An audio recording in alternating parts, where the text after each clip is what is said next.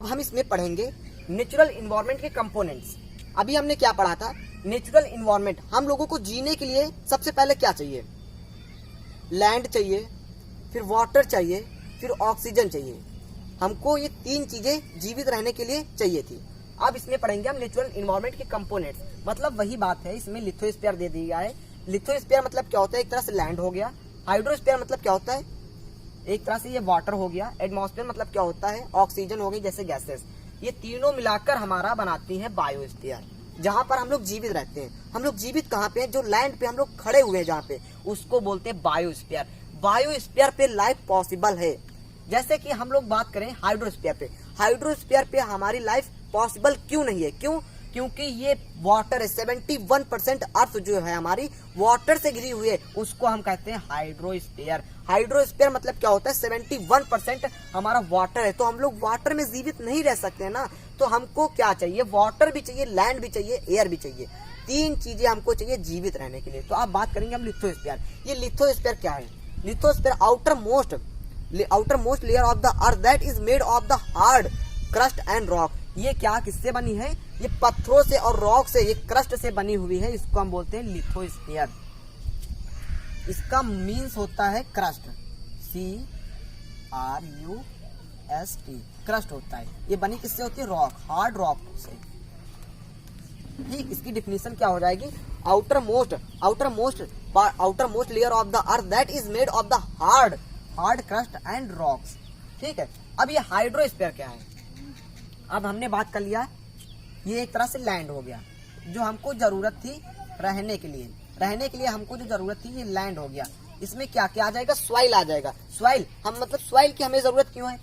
हमें भोजन प्राप्त करने के लिए सॉइल की जरूरत पड़ती है। क्यों हम लोग फसल उगाएंगे सॉइल पे हम लोग फसल उगाएंगे, फिर हमारा जो फूड बनेगा। ठीक है। तो हमारा ये जो लैंड है, इसको बोलते हैं हाइड्रोस्फीयर। ये बने किससे है? Outer most part of the layer that is made of hard crust and rock. ये बहुत ही हार्ड क्रस्ट एंड रॉक से बनी हुई है, इसको बोलते हैं लैंड। ठीक है। अब बात आ गई हाइड्रोस्फीयर। ये हाइड्रोस्फीयर क्या है?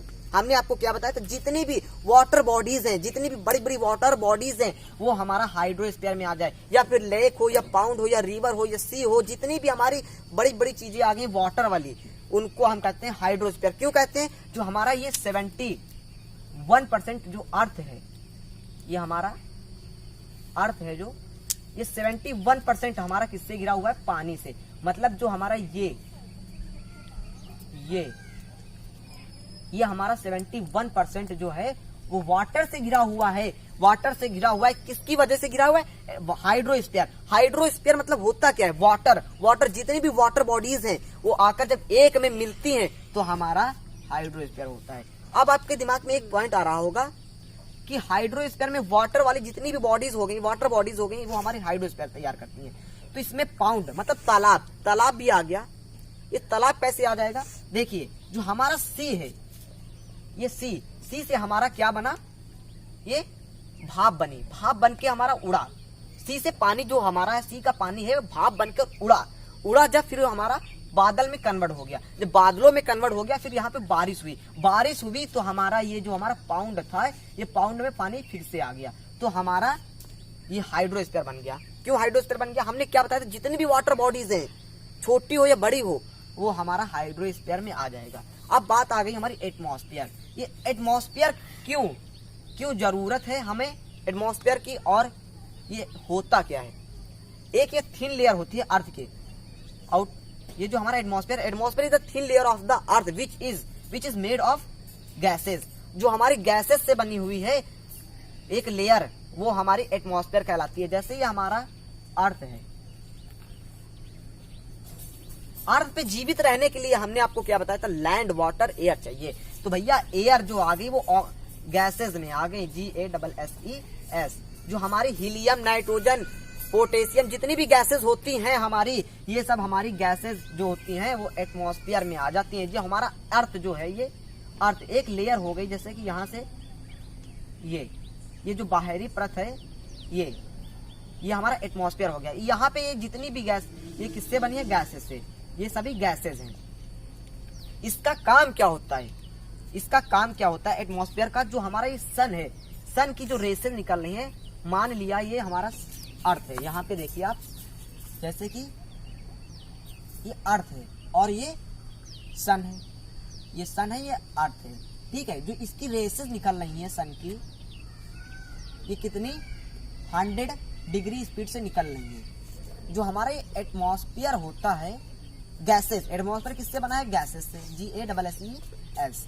तो हमारा ये गैसेस से बना है जो एटमॉस्फेयर, ये क्या करता है, जब हमारी सन रेसेस हमारी 100 डिग्री से निकल रही है, 100 डिग्री से निकल रही है हमारी जो रेसेस सन की, वो हमारी अर्थ पे जब नीचे लैंड पे, ये जो लिथोस्फीयर पे जब पड़ती हैं, वो कितनी डिग्री पे हमारा नॉर्मल हो जाता है, 15 डिग्री 20 डिग्री ऐसे ही कुछ नॉर्मल हो जाता है। मान लिया हमने 100 डिग्री से निकली थी और यहाँ से आते आते आते जो हमारा लिथोस्फीयर है, लिथोस्फीयर पे कितनी बची, बहुत ही कम डिग्री बची। मान लिया 15 डिग्री से 100 पे चली, यहाँ पे 15 डिग्री पे बची। जब हमारा लिथोस्फीयर पे हम लोग कहाँ पे है, लिथोस्फीयर पे, मतलब कि लिथोस्फीयर पे है। अभी इतने से मैं बायोस्फीयर, लिथोस्फीयर मतलब क्या होता है, लैंड, एक ऐसा टुकड़ा जहां पर बायोस्फीयर क्या होता है, जहां पे लैंड और वाटर, हाइड्रोस्फीयर, वहां पे हम लोग जहां पे यहाँ पे है, मतलब एक ये बायोस्फीयर है, बायोस्फीयर,